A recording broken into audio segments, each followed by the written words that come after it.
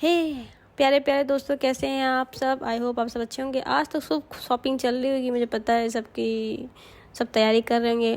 और मुझे ये भी जानना है भाई, इसमें कितने लोग हैं जो बिना शादी के भी करवा चौथ का कल व्रत रहने वाले हैं। बताइएगा ज़रूर किसको अच्छे अच्छे पति चाहिए, सब कमेंट में करिएगा।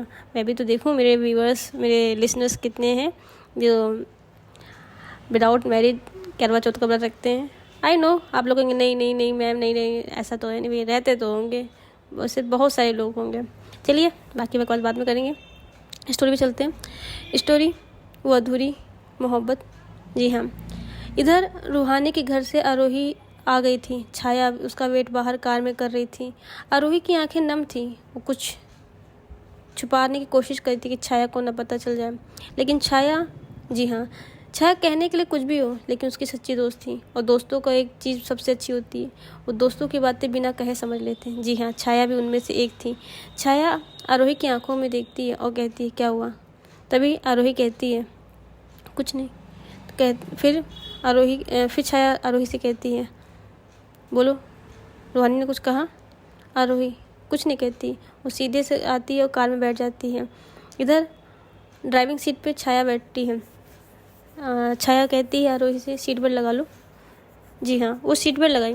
वो दोनों चल तो रहे थे, गाड़ी स्टार्ट हुई, लेकिन छाया बार बार आरोही का चेहरा देख लेती है, पूछती है कि आरोही प्लीज़ बताओ ना क्या हुआ। आरोही कुछ नहीं बोलती, बस वो चलती रहती है। इधर छाया छाया उसको उसके घर न ले जाके अपने घर लाती। जी हाँ, इधर एक आलीशान तो नहीं कह सकते हैं, लेकिन हाँ एक अच्छा खासा मकान। जी हाँ, अच्छा खासा मकान था छाया का। छाया अपनी कार को वहाँ लेके आती है। तब आरोही अपना सर उठा के देखती है, पूछती है हम कहाँ हैं। तभी छाया कहती है ये मेरा घर है, चलो अंदर चलते हैं। आरोही कहती लेकिन यहाँ क्यों, मुझे अपने घर जाना है। छाया कम ऑन आरोही, चलो अंदर चलो। दोनों सीट गेट खोलते हैं और अंदर आने देते हैं। अंदर दीवारों पे हल्की पेंटिंग थी, कोने में किताबों की अलमारी और अच्छी खासी माहौल था। अंदर पूरे घर में कोई नहीं था। छाया थी और छाया की माँ। जी हाँ, यही दोनों वहाँ पे थे। जैसे गेट खुलता है, छाया की माँ आती है और कहती छाया बेटा कहाँ रह गई थी इतनी देर, मैं कब से वेट कर रही हूँ। तभी छाया कहती है मम्मा कुछ नहीं, ये मिलिए आरोही मेरी दोस्त। तभी आरोही को जैसे छाया की मम्मी देखती हैं, वो देखती रह जाती हैं और उनकी आंखों से पता नहीं क्यों छाया को आरोही को देख के उनकी माँ की आंखें भर आती हैं। तभी छाया अपनी माँ के पास जाती, माँ क्या हुआ। तभी माँ कहती छाया ये। तभी छाया कहती हाँ माँ मुझे पता है, चलिए आप आराम कीजिए। तभी आरोही उनके पास, अरे रुकिए आंटी जी नमस्ते, मैं आरोही छाया की दोस्त। छाया और हम अच्छे दोस्त हैं। तभी उसकी माँ उसे गले लगा लेती है। न जाने क्यों उसको अपनापन सा एहसास हो रहा था। आरोही को भी एहसास हो रहा था जैसे वो जानती है इनको। जी हाँ, तभी छाया कहती है माँ मैं भी हूँ इधर। माँ उसको भी हक करती है, तीनों लोग हक किए थे। तभी उसकी माँ कहती है बेटा तुम यहाँ। तभी छाया कहती माँ इसका चेहरा देख रहे हो कैसे मुथरू सा बना रखा है, तो सोचा चलो चिलपिल कराया जाए थोड़ा सा। जी हाँ, छाया तो अपनी बिंदास थी। जी हाँ, लेकिन उसकी माँ की नज़र न जाने क्यों आरोही से हट ही नहीं रही थी। उसकी आरोही भी ये चीज़ नोटिस कर रही थी, लेकिन वो अभी कुछ बोलती नहीं। तभी वहाँ एक सर्वेंट आते हैं। तभी छाया कहती है 2 चाय और माँ के लिए शुगर फ्री चाय। तभी आरोही कहती माँ को शुगर है। छाया कहती हाँ थोड़ा सा। जी हाँ, ये लोग सोफे पे बैठे हुए थे। तभी आरोही कहती है और आरोही कहती छाया आपका घर बहुत अच्छा है, आप और कौन है घर इस घर में। तभी छाया कहती मैं और मेरी मम्मी बस, और कोई नहीं। जी हाँ, छाया सब बैठे थे, चाय पी बैठ के मैं चाय लेकर आई। आरोही बैठी, उसके चेहरे पे अब भी थकान लेकिन एक शांति सा था। जी हाँ, दीवार पे छोटा सा कोट टंगा था। कोट जी हाँ, दीवार पे एक छोटा सा कोट टंगा था जिस पे लिखा था, हर दर्द की जड़ में एक कहानी होती है और हर कहानी की जड़ में एक ना एक इंसान, कोई ना कोई इंसान होता है। जी हाँ, आरोही उस कोट को पढ़ रही थी और एक धीमी सी सांस लेती है। आरोही खुद से, शायद मेरी कहानी की जड़ भी अब समझ में आने लगी है। जी हाँ, इधर छाया, जी हाँ, वो अंदर किचन से जाके चाय का ट्रे ले आती है। 2 कप रखे थे। छाया की माँ अपने रूम में जा चुकी थी।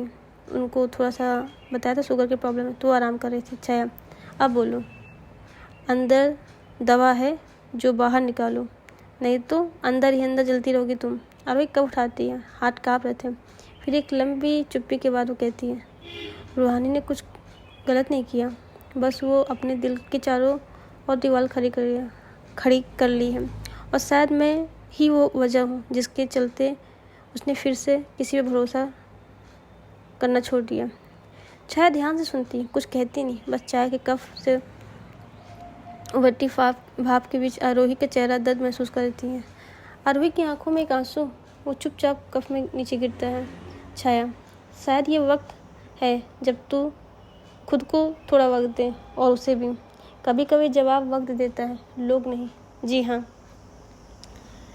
ये लोग बैठे चाय पी रहे थे और बातें कर रहे थे। तभी, जी हाँ, तभी उसकी नज़र, आरोही की नज़र, आरोही उससे कुछ बता रही थी। जी हाँ, थोड़ा चाय पी रहे थे दोनों लोग। आरोही धीरे धीरे बैठते हुए उसकी पहली बार खुलकर रो रही थी। छाया उसके पास बैठकर उसका सिर अपने कंधे पर रख के बड़े प्यार से उसको सहला रही थी। आरोही, कभी कभी अनजान लोग वो देते हैं जो अपने नहीं दे पाते। जी हाँ, छाया, जानती हो आरोही, कभी कभी किसी की चुप्पी भी ना बहुत कुछ कह जाती है। शायद रूहानी की कुछ मजबूरी हो।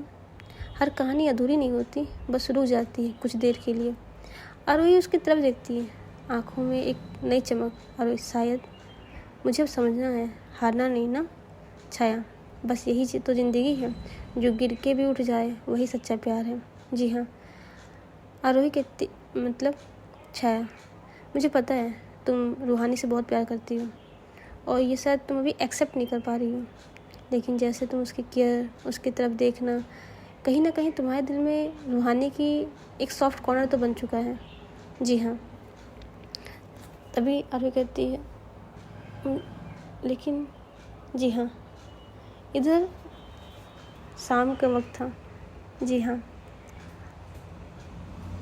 ये लोग बातें करते शाम हो चुकी थी। चाय पिए, तभी रूहानी कहती है, आरोही कहती है, छाया, मेरा सर दर्द बहुत हो रहा है। तभी छाया कहती, कोई बात नहीं, तुम मेरे कमरे में चलो, वहाँ पे थोड़ा सा आराम कर लो तो अच्छा लगेगा। जी हाँ, आरोही वहाँ लेटी थी, उसने अपनी आंखें बंद की, लेकिन न जाने क्यों वो कमरा, उसे कुछ यादें आ रही थी। उसको नहीं समझ क्या था क्या नहीं, कुछ नहीं, लेकिन कुछ चीज़ें थी जो उसकी चीज़ों को याद कर, तभी उसकी नींद उठती है। जी हाँ, चाय की खुशबू अभी भी उसके कमरे में फैली हुई थी। वो चारों ओर देखती है, लेकिन उसकी नज़र एक जगह जाकर टिक जाती है। जी हाँ, दीवार पर कुछ पुरानी पेंटिंग ब्रश शेप के सजे हुए थे। कोने में एक लकड़ी की अलमारी थी। अलमारी के ऊपर एक पुरानी फ्रेम में तस्वीर पर उसकी नज़र रुक जाती है। वो उठकर धीरे धीरे तस्वीर को उठाती है।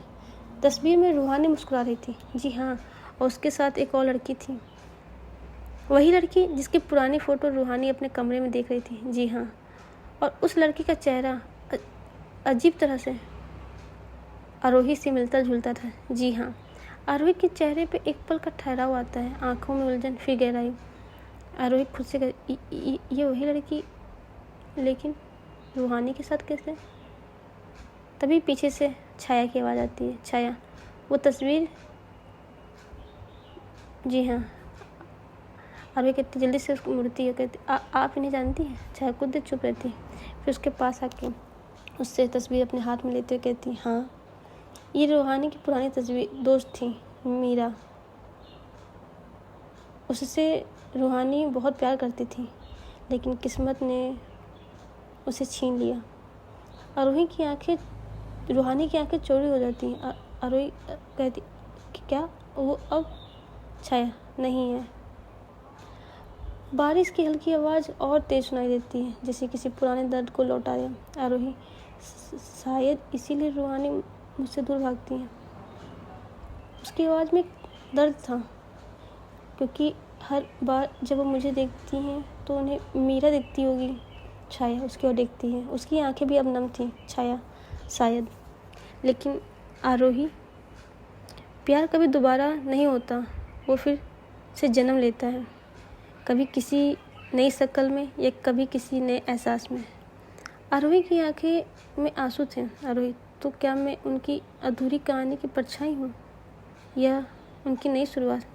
छाया अब मुस्कुरा देती है, जवाब नहीं देती, लेकिन उसकी मुस्कान में सुकून था, एक इशारा कि शायद दोबारा प्यार करने का वक्त आया है। जी हाँ।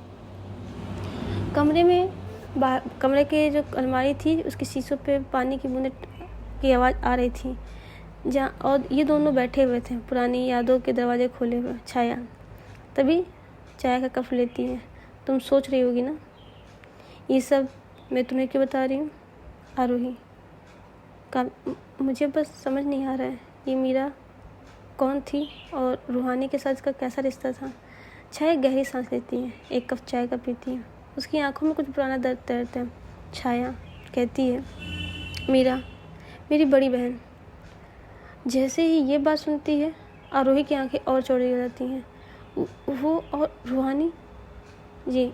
तभी वो आगे बोलती है, वो और रूहानी दोनों एक क्लास में थे, दोनों बहुत करीब थे, इतने कि दुनिया की नफ़रत भी इनके बीच की मोहब्बत को तोड़ ना पाई। जब तक वो रुकती है, उसकी आंखों में आंसू,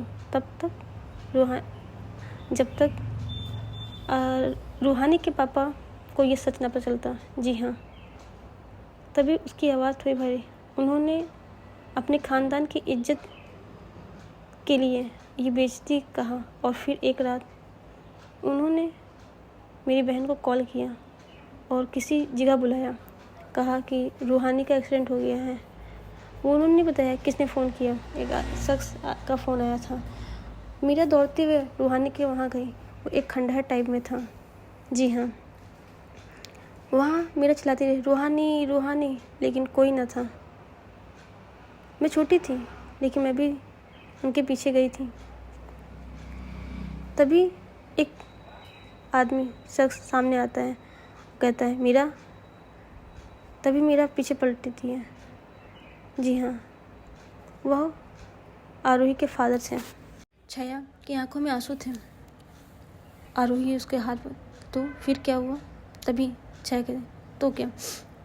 वहाँ पे उसके पापा थे और वो मीरा से बदतमीजी करने लगे, कहते, तुम मेरी बेटी से दूर हो जाओ। मीरा कहती है, नहीं, मैं उसे प्यार करती हूँ, हम दोनों एक दूसरे से प्यार करते हैं। तभी उनके पापा कहते हैं, बदतमीज लड़की, तुम मेरे ख़ानदान के लायक नहीं है और तू एक लड़की हो के लड़की से प्यार करती है, कितनी बेइज्जती की बात है।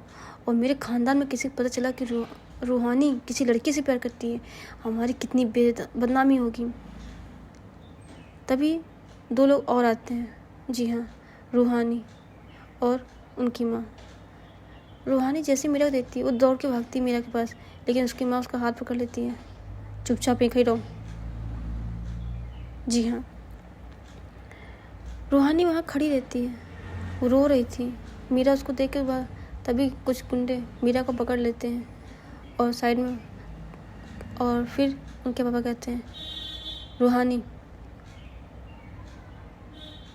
तुम इससे प्यार नहीं करती, तुम्हें मैं जिससे कहूँगा उससे तुम्हें शादी करनी पड़ेगी, नहीं तो मैं इसकी जान ले लूँगा। रूहानी डर जाती है, कहती, ठीक पापा, आप उसे कुछ मत कीजिए, आप जिससे कहेंगे मैं उससे शादी कर लूँ, प्लीज़ मीरा को छोड़ दीजिए, प्लीज़। तभी लेकिन मीरा कहती, नहीं रूहानी, तुम्हें डरने की बात नहीं है, हम तो प्यार करते हैं, मैं तुम्हारे बिना नहीं रह पाऊँगी। रूहानी कहती, मीरा प्लीज़, तुम्हारी ज़िंदगी ज़रूरी है, हमारा प्यार क्या है, फिर किसी से जन्म में हो जाएगा, प्लीज़ ऐसा मत करो। लेकिन मीरा कहती, नहीं, मैं तुम्हारे बिना नहीं जी पाऊँगी। रूहानी तभी उसके पापा को गुस्सा आता है, कहते, शांत, अगर तू रहेगी तो प्यार करेगी ना, तू रहेगी नहीं।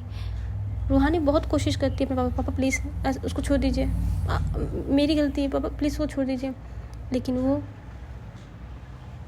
उसको ऊपर से नीचे खाई में भेज देते हैं। जी हाँ, सोचिए, मीरा चिल्लाती है, रूहानी वहाँ पर चिल्लाती रहती है, नहीं मीरा मीरा, लेकिन मीरा तो जा चुकी थी। उसके पापा और मम्मी और कुछ आदमी सीधे कहते हैं, किसी को कानो खान खबर नहीं मीरा कहाँ गई, सबको बस ये पता हो कि मीरा अब लौट गई। लेकिन इस सदमे से रूहानी, जी हाँ, छाया बोलती है, आरोही, रूहानी उसे बहुत प्यार करती थी, वो उसको बचा तो नहीं पाई। तभी छाया कहती है, वो शरीर से तो है लेकिन अंदर से नहीं। मीरा के जाने के बाद रूहानी खुद को बंद कर लिया और एक दिन कॉलेज की छत से कूद गई। आरोही की सांसें और तेज हो गई, उसकी आंखें शौक में थी। छाया 3 साल तक वो कोमा में रही। जब जागी तो सिर्फ एक सवाल थी उसके मन में, क्यों मैं अपने प्यार के लिए खड़ी नहीं हो पाई। तब अरे और तुम, तभी छाया कहती है, मैं उस हादसे को अपनी आंखों से देखा था लेकिन मैं कुछ नहीं कर सकी, मेरे पास कोई प्रूफ नहीं था उस वक्त। मैं रूहानी से नफरत करती हूँ लेकिन जब उसकी हालत देखती हूँ तो बस इसीलिए मैं तुमको दूर रहने के लिए कहती हूँ कि उसकी फैमिली को ये अलाउ है और मैं नहीं चाहती एक और लड़की। तभी अरे तो वो खुद को सज़ा दे रही है। हाँ, वो हर दिन जीती है मीरा के मौत के गिल्ट में। उसे लगता है कि अगर वो खड़ी होती तो मीरा आज जिंदा होती। अरे कहे, तो तुम उसको सहारा क्यों नहीं देती। छाया, नहीं, जब मैं उसके पास रहती हूँ तो मुझे वो मंजर याद आता है, मुझे मेरी बहन याद आती है और वो पल याद आते हैं। और रूहानी को नहीं पता कि मैं मीरा की सिस्टर हूँ, लेकिन मैं उसके सामने नहीं जाना चाहती। बारिश की बूंदों की आवाज़ और तेज हो गई। रूहानी आरोही टूटी, इसीलिए मुझसे भाग रही है क्योंकि मैं मीरा जैसी दिखती हूँ। हर बार जब मुझे देखती है तो उसका वही दर्द वापस आ जाता होगा। शायद इसीलिए तुम्हें समझना होगा आरोही, कभी कभी ज़िंदगी उसी के चेहरे में एक नया सुकून भेजती है जिसमें दर्द छिपा होता है। शायद तुम वही सुकून हो रूहानी के लिए जिसे वो पहचान नहीं पा रही है। आरोही गहराई से सुनती है, आंसू पोंछती है, धीरे से कहती, फिर मैं अब नहीं भागूंगी। अगर वो खुद माफ़ नहीं कर पाई तो मैं उसे गिल्ट से आज़ाद कराऊंगी क्योंकि ये अब मेरा भी दर्द है। छाया कहती, आरोही तुम्हें पता है। तभी, क्या। तुम्हें मेरी बहन के बहुत सारे गुण हैं। देखा आपने मम्मी को, जैसे उन्होंने तुमको देखा उनकी आंखें नम हो गई। मतलब। तभी छाया उसको उठाती, कहती हाँ, और छाया मीरा के रूम में लेके जाती है आरोही को।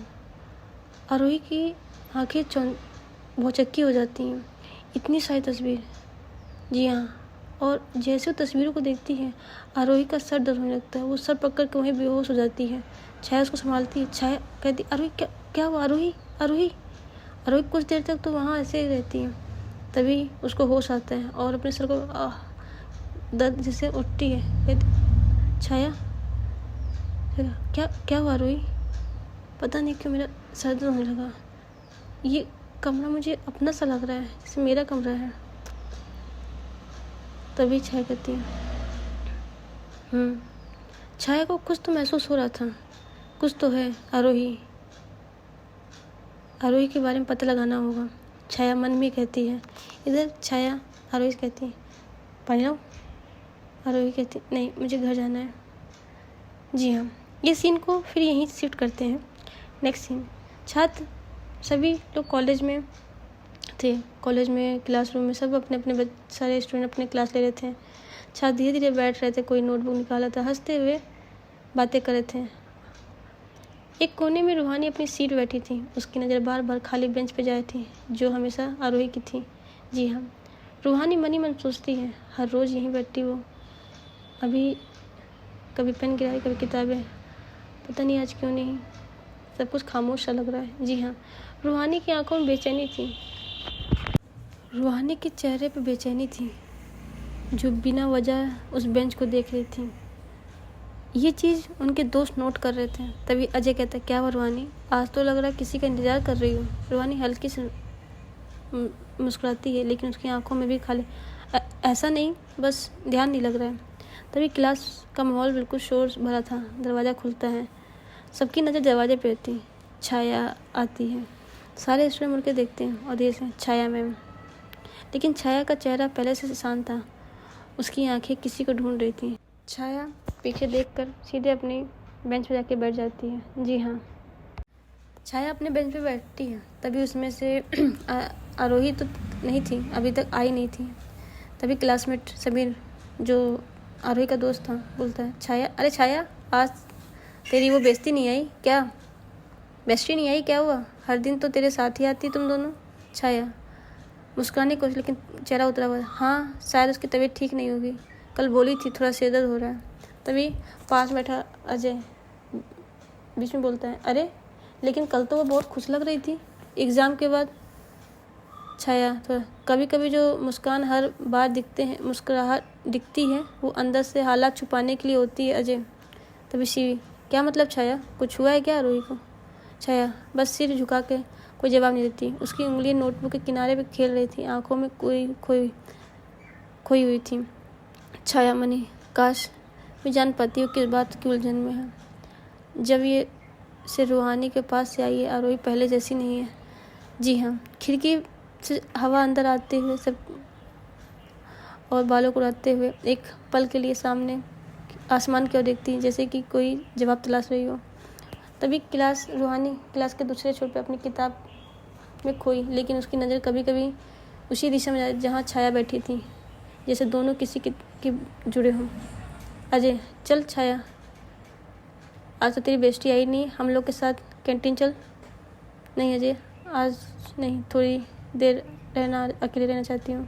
तभी रूहानी कैंटीन जाते वक्त छाया से कहती, छाया पूछती, छाया एक बार रूहानी को देखती है। हाँ बोलो रूहानी। आरोही को क्या हुआ? छाया, थोड़ी उसकी आंखें लाल, कल जब से तुम्हारे घर से आई, पता नहीं उसे क्या हुआ है। रूहानी, तुम्हें कैसे पता? कहती है, मैं छोड़ने आई थी उसको तुम्हारे घर। ऐसा तुमने क्या कहा उसको? उसकी आंखें भी बहुत नम थी। रूहानी कुछ पल की शांत रहती है। ऐसा कुछ नहीं कहा मैंने उससे। तभी छाया कहती है, रूहानी, मूव ऑन करना बहुत ज़रूरी होता है ज़िंदगी में आगे बढ़ने के लिए। मुझे नहीं पता आरोही क्या है क्या नहीं, लेकिन इतना जानती हूँ, आरोही तुमसे प्यार करने लगी है। प्लीज़ उसकी भावनाओं का कदर करो। रूहानी एक पल छाया को देखती है, लेकिन फिर बिना कुछ कहे उस क्लासरूम से चली जाती है।